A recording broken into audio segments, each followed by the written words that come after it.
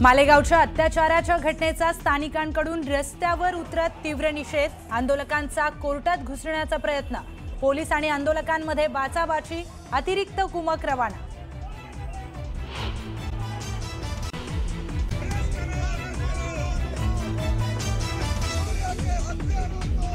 दिल्लीतील अल्पवयीन विद्यार्थी आत्महत्या प्रकरणी सलग दुसऱ्या दिवशी पालकांचं आंदोलन, शिक्षकांना तुरुंगात टाकण्याची पालकांची मागणी।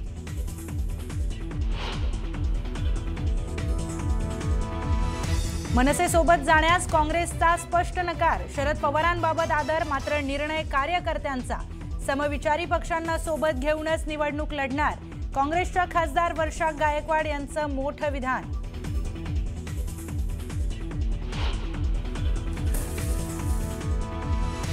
ठाकरेंची शिवसेना काँग्रेसला सोबत घेण्यावर अजूनही ठाम, आपली फाटाफूट झाली तर दोघांचाही तोटा होण्याची शक्यता। ठाकरेंच्या नेत्यांनी वर्षा गायकवाडांसोबत चर्चा केल्याची देखील सूत्रांची माहिती।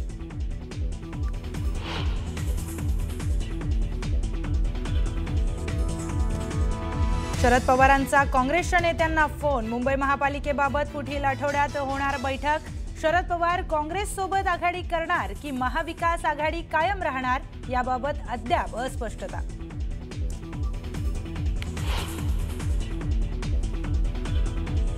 ठाण्यात शिवसेना आणि भाजप कार्यकर्त्यांमध्ये राडा, भाजपच्या माजी नगरसेवकाकडून शिवसेनेच्या शाखा प्रमुखाला मारहाण, नव्या वादाला तोंड फुटण्याची शक्यता।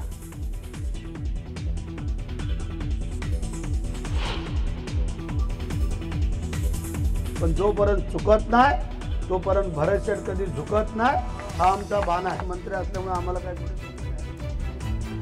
पण एक ना एक दिवस जय महाराष्ट्र करणार आम्ही।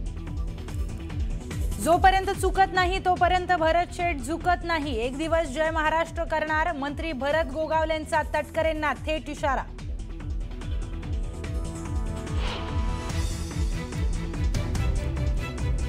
पुण्यात आंदेकर टोळीचा पोलिसांनी उतरवला माज, आंदेकरांच्या तिन्ही मुलांची पोलिसांनी भर रस्त्यात काढली धिंड।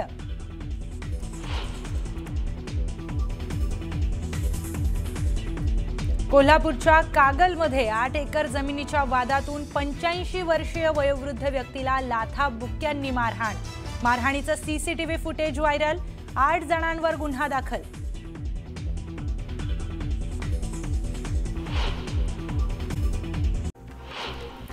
जालन्यामध्ये 13 वर्षीय विद्यार्थिनीनं शाळेच्या छतावरून उडी मारत आत्महत्या केली, तर शिक्षकांच्या त्रासाला कंटाळून आत्महत्या केल्याचा आरोप या विद्यार्थिनीच्या पालकांनी केलाय। पोलिसांनी या घटनेचा तपास सुरू केलाय। अहिल्यानगर जिल्ह्यातील पुणतांबा गावात गेल्या 25 दिवसांपासून ग्रामस्थांना पाणी टंचाईचा सामना करावा लागतोय। सत्ताधारी आणि प्रशासन दुर्लक्ष करत असल्यामुळे मनसे आणि ग्रामस्थांनी पुणतांबा ग्रामपंचायतीसमोर मटकाफोड आंदोलन करत तीव्र संताप व्यक्त केला। यावलमध्ये पोलीस ठाण्याच्या हद्दीत पहाटे 4 ते सकाळी 7 या वेळेत कोम्बिंग ऑपरेशन करण्यात आलं। हद्दपार आरोपींवरती कारवाई करण्यात आली असून तब्बल 56 संशयितांना पोलिसांनी ताब्यात घेतलं। मालेगावात झालेल्या मुलीवरील अत्याचाराच्या निषेधार्थ नाशिकमध्ये मोर्चा काढण्यात आला। काळ्या फिती लावून मूक मोर्चा काढत आरोपीला फाशीची शिक्षा देण्याची मागणी करण्यात आली। शिर्डीमध्ये 15 दिवसांपासून बिबट्याचा मुक्त संचार बघायला मिळतोय, त्यामुळे नागरिक धास्तावलेत। वनविभागाला सांगूनही कोणती कारवाई होत नसल्यामुळे नागरिक संतापलेत।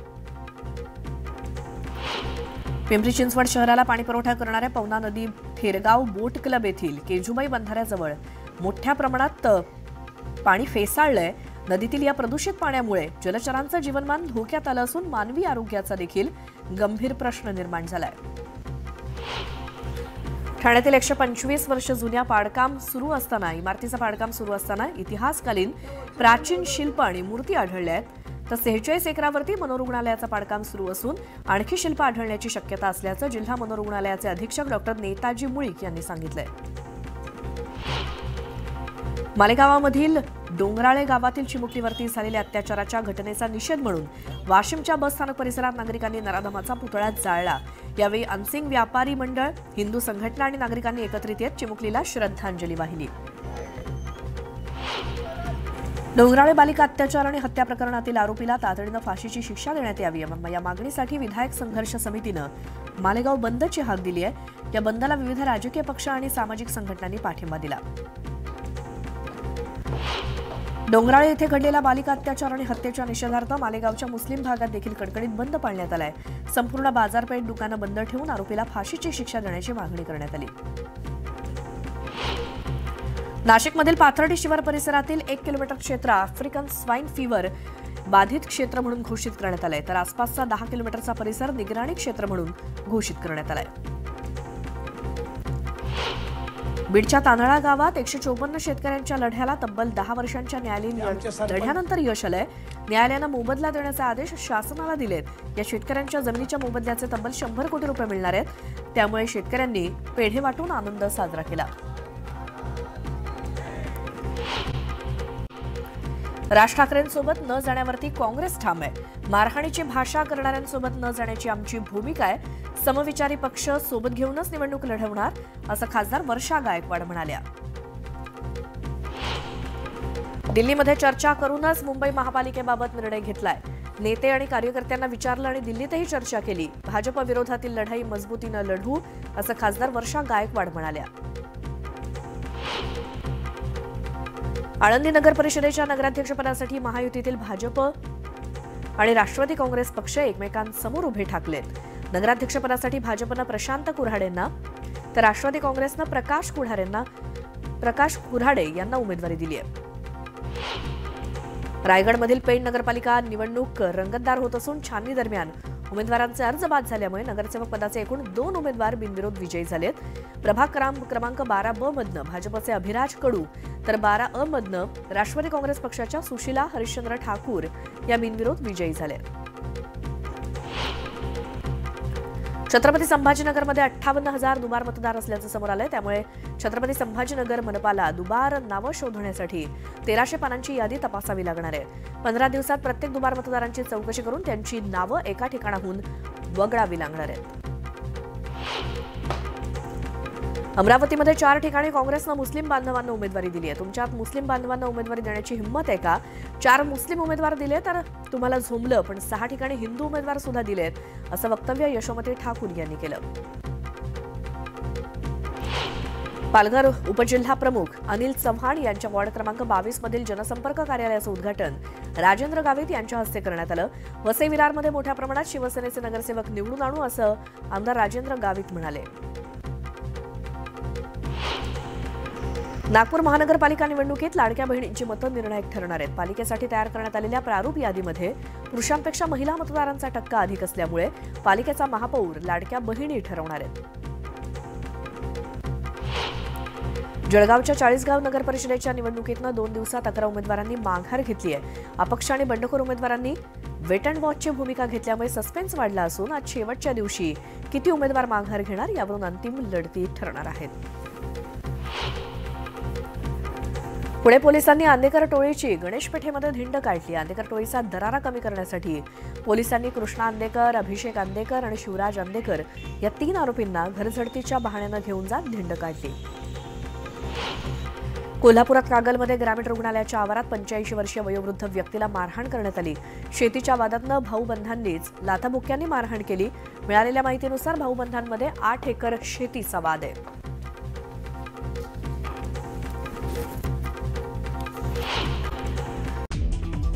मनसेसोबत जाण्यास काँग्रेसचा स्पष्ट नकार। शरद पवारांबाबत आदर, मात्र निर्णय कार्यकर्त्यांचा। समविचारी पक्षांना सोबत घेऊनच निवडणूक लढणार, काँग्रेसच्या खासदार वर्षा गायकवाड यांचं मोठं विधान।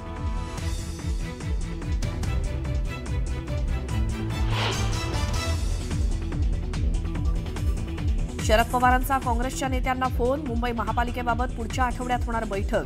शरद पवार काँग्रेससोबत आघाडी करणार की महाविकास आघाडी कायम राहणार याबाबत अद्याप अस्पष्टता।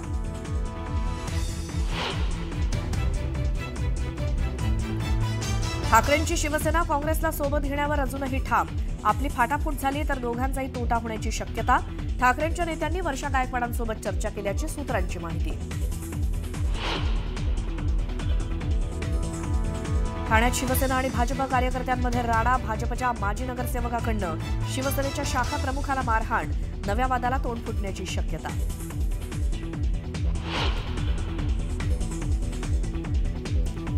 मुंबईत भाजप 100हून जास्त जागा जिंकण्याचा अंदाज। भाजपच्या अंतर्गत सर्वेक्षणात महायुतीला बहुमत मिळणार असल्याचा निष्कर्ष।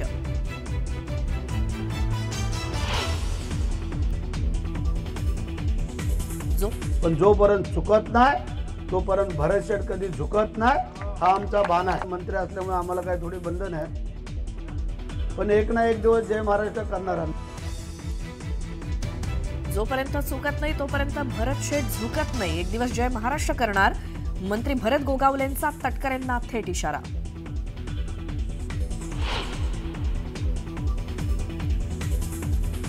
ज्याच्या आश्रयाखाली काम करायचं त्याला फसवायचं. आता गल्ली टू दिल्ली अशी त्यांची कमळाच्या दिशेनं वाटचाल सुरू. नाव न घेता महेंद्र दळवींची सुनील तटकरेंवरती सडकून टीका.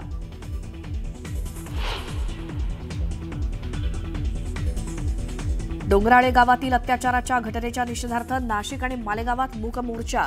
आरोपीला फाशी देण्याची मागणी.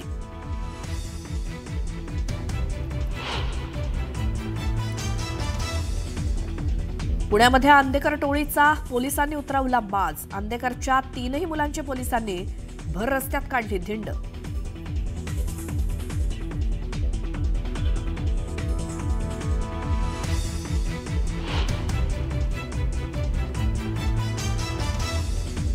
कोल्हापूरच्या कागलमध्ये 8 एकर जमिनीच्या वादातनं 85 वर्षीय वयोवृद्ध व्यक्तीला लाथाबुक्क्यांनी मारहाण.